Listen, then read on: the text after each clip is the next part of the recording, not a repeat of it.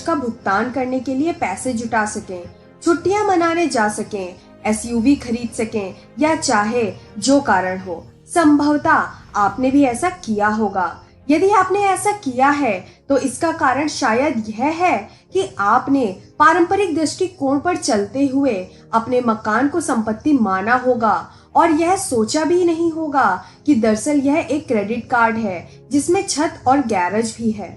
आइए मैं स्पष्ट करता हूँ कि संपत्ति क्या होती है। अधिकांश लोग इस बारे में इतने दुविधाग्रस्त होते हैं कि वे इसे उल्टा समझ बैठते हैं।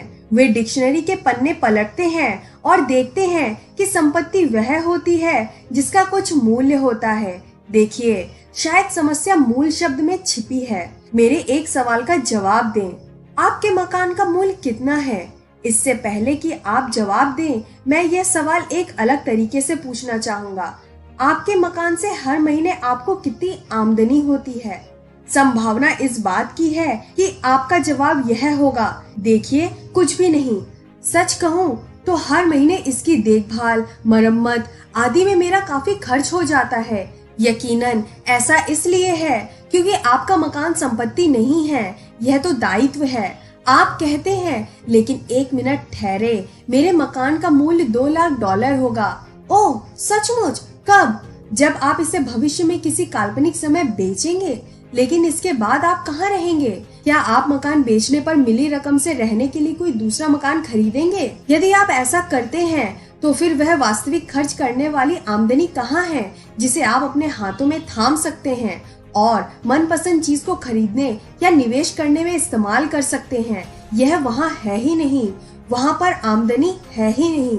इसलिए अच्छी तरह समझ लें कि आपका मकान एक संपत्ति नहीं है, यह तो जमीन में खुदा हुआ एक ऐसा गड्ढा है जिसमें आप अपना पैसा उड़ेलते रहते हैं। पल भर के लिए डिक्शनरी में दी हुई परिभाषा को भूल जाएं।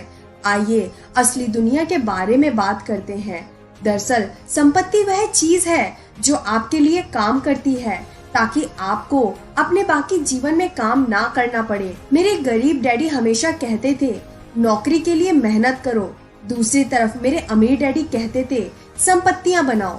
बी कॉन्टेंट का जीवन इसलिए इतना शक्तिशाली होता है क्योंकि जब आप कोई व्यवसाय बनाते हैं तो दरअसल आप एक संपत्ति बना रहे होते हैं।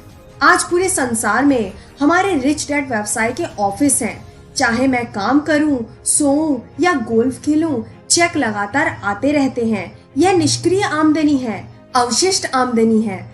हालांकि मैं किसी नौकरी में कड़ी मेहनत करने को तैयार नहीं हूँ, लेकिन किसी संपत्ति को बनाने के खातिर कड़ी मेहनत करने के लिए हमेशा तैयार रहता हूँ। सिर्फ इसलिए क्योंकि मैं नौकरी पेशा नहीं बल्कि अमीर आदमी की तरह सोचता हूँ। चूँकि किसी व्यवसाय का स्वामी बनने का अर्थ एक संपत्ति का स्वामी बनना होता है, इसलिए नेटवर्क मार्केटिंग व्यवसाय खड़ा करते वक्त आप न सिर्फ जीवन संबंधी महत्वपूर्ण योग्यताएं सीख रहे होते हैं बल्कि आप अपने लिए एक वास्तविक संपत्ति भी बना रहे होते हैं। नौकरी में आप आमदनी कमाते हैं, नेटवर्क मार्केटिंग में आमदनी कमाने के बजाय आप एक संपत्ति, अपना व्यवसाय बनाते हैं और वह संपत्ति आपके लिए आमदनी उत्पन्न करती है। मैं केवल उन्हीं चीजों में निवेश करता हूँ जो मुझे पैसा बनाकर देती है। यदि कोई चीज मुझे पैसा बनाकर देती है तो वह एक संपत्ति है। अगर वह मुझसे पैसे खर्च कराती है तो वह दायित्व है।